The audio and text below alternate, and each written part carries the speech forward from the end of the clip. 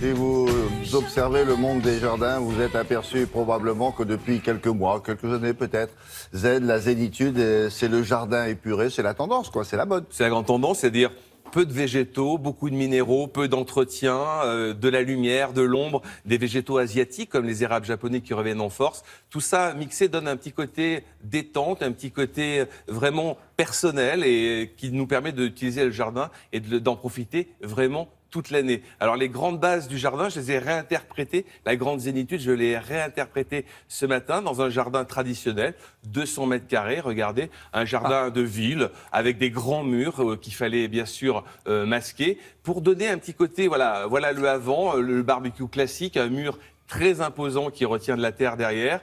Vraiment des années 70, un peu le marronasse, vous savez, des briques et des briques et du carrelage. Et un derrière, jardin. c'est quoi? C'est la Derrière, forêt? c'est un mur qui retient en fait un talus près de. Voilà, on a travaillé ensemble. Ah oui, mais il y a des voisins à côté. Non, c'est les voisins. Voilà, là c'est des voisins qui sont à côté. On a travaillé avec la famille, on a fait un petit jardin pour donner un petit côté réinterprété. Oui. Ah bah oui, on travaille ensemble. Non, mais quand il débarque, Philou, il vient en bande. Il y a 15 personnes. Voilà. Et vous allez voir, avec des petites... on a réinterprété avec du miroir, du rouge. Regardez, un avant-après assez exceptionnel. Exceptionnel, Philou. Exceptionnel, il faut le dire. Regardez un petit peu l'évolution des travaux. Voilà un petit jardin comme il y en a tant. Un coin de verdure abandonné à son triste sort. Ma mission, le réveiller et le transfigurer. Cette fois-ci, on ne rase pas tout, on nettoie, on fait le vide, mais on garde une bonne partie de l'existant, à savoir les grands arbustes que l'on taille pour une identité plus zen. L'ambiance végétale sera japonaise, avec les fameux érables plus sombres et pourpres, et une touche plus claire pour les autres végétaux. Pour mettre en valeur ce jardin zen, nous avons choisi plusieurs végétaux, dont les plus connus sont les érables japonais. C'est souvent une base pour créer le jardin. Et il y a aussi des bambous. Nous avons voulu également éclairer ce jardin en ajoutant des touches de couleur blanche, avec des hortensias, des azalées également, et aussi des rhododendrons qui sont une spécialité de notre région. Des plantes de terre de bruyère et surtout de la fleur blanche, comme les Dipladenia, de petites plantes aux trompettes généreuses qui vont fleurir jusqu'aux premières gelées. Pour donner du corps au lieu, je mise sur de grands pots très clairs pour se fondre dans l'ensemble, mais aussi pour agrandir visuellement l'espace. Pour faire plaisir aux enfants, on leur aménage un coin jardin dédié au voyage des sens et du goût. On a choisi d'apporter à côté du barbecue un jardin d'aromatiques composé de basilic rouge, basilic thaï, des choses comme ça, des variétés originales, du shiso, du coriandre asiatique, de la sarriette, du thym, du romarin, qui s'accompagnent très très bien au barbecue. On a apporté aussi des sacs prêts à poser de fraises qui vont pouvoir donner pendant 6-8 mois de la fraise avec des variétés remontantes et des variétés non remontantes. Le zen, c'est surtout du minéral, et là, c'est en voici et en voilà. Du blanc, mais aussi du gris souris.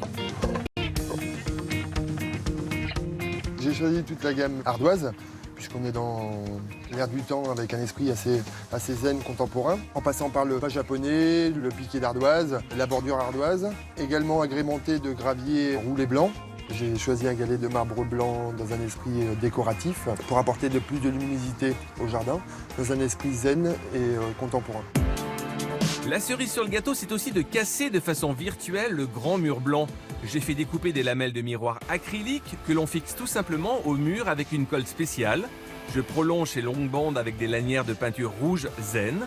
Cette petite touche déco attire l'œil jusqu'au bout du jardin. Je peins aussi les briques marron en blanc. Voilà un avant-après qui change tout. On a agrandi le lieu avec plein d'astuces. Peindre les briques en blanc, choisir des couleurs claires dans les tonalités rose-blanc, tailler les grands arbustes, créer des zones distinctes avec les bambous pour simuler de nombreux espaces et favoriser l'intimité grâce aussi aux bougies. On a plusieurs bougies qui peuvent apporter de la valeur ajoutée à ce jardin zen. On a les torches à base de bambou et puis surtout des vasques de terre cuite remplies de bougies blanches qui vont refléter la lumière des galets et dans les miroirs surtout. La nuit, tout se révèle. Les ombres et les lumières se marient pour le meilleur et le magique. Les miroirs jouent le rôle de réfracteurs lumineux, mirant la lune et les étoiles et les nombreuses bougies du jardin. Une belle idée à reprendre chez soi. D'abord, il a l'air plus grand. Vous vous êtes fait aider des gens qui habitent cette maison? Toujours, j'arrive, il faut qu'ils aient de la main-d'œuvre, donc il faut la famille, les enfants, les amis nous donnent un coup de main, ça nous permet de partager un bon moment. Alors, c'est un jardin, on le voit là, qui se situe entre deux autres, à peu Voilà, près entre deux autres. la même surface. Un jardin traditionnel. Alors là, il est devenu magnifique, Ouais. et les voisins.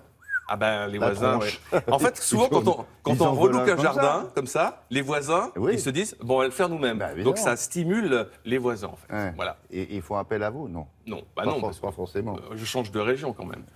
C'est fort. Hein. Si vous voulez avoir Philou, ah non, c'est étonnant. C'est hors de prix.